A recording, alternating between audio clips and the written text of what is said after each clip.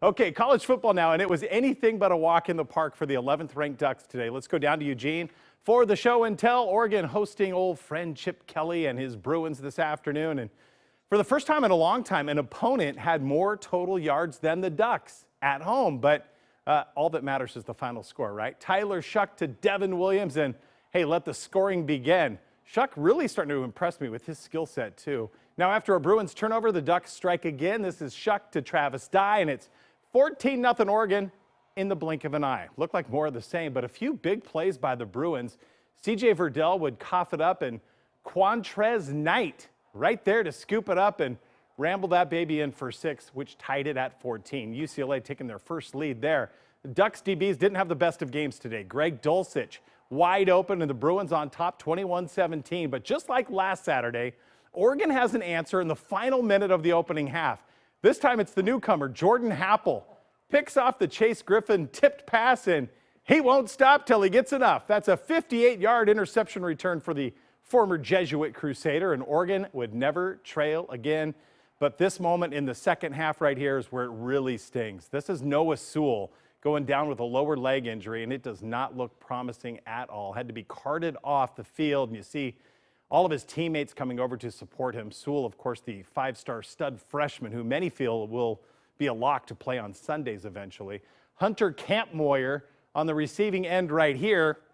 And this would make it a 10-point lead for Oregon after 3. Now, the Bruins scored. They had a chance to go ahead or tie this up, but they turn it over on downs, and Oregon will survive by a final of 38-35. Now, this could be one of those games when a win certainly does feel like a loss. Oregon losing one of its prized defensive stars. A.J. McCord live in Eugene with that and more. Yeah, Adam, this is a day that Oregon is just grateful for the win and grateful for the chance to actually play their game. As you look around college football, there's so many teams who've had games canceled because of COVID on their own team or their opponents. Oregon has gotten all 3 of their scheduled games off, and they're now 3-0. And so Mario Cristobal, after this game, brooking no conversation about whether there should be any apologies for the way this one was won. Good player, but we were out of sync. We were a little bit out of sync, and you know, like we told those guys, look, when you win, you don't apologize for winning. You don't get down for winning. You just recognize where you got to get better. And, you know, we weren't at our very best today, and we know that we have to improve certain things. And, you know, we weren't as stout as we had been, but I don't blame the players. I blame that completely on me.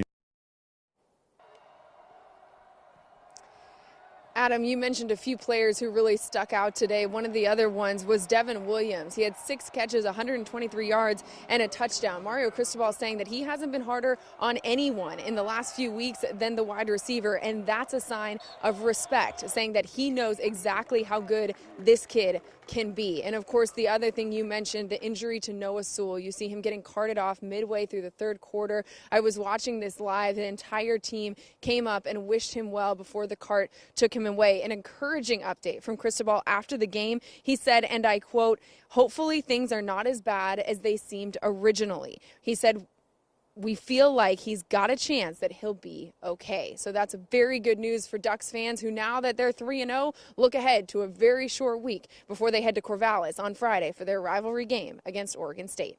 Live from Autzen Stadium, I'm A.J. McCord. I'll send it back to you.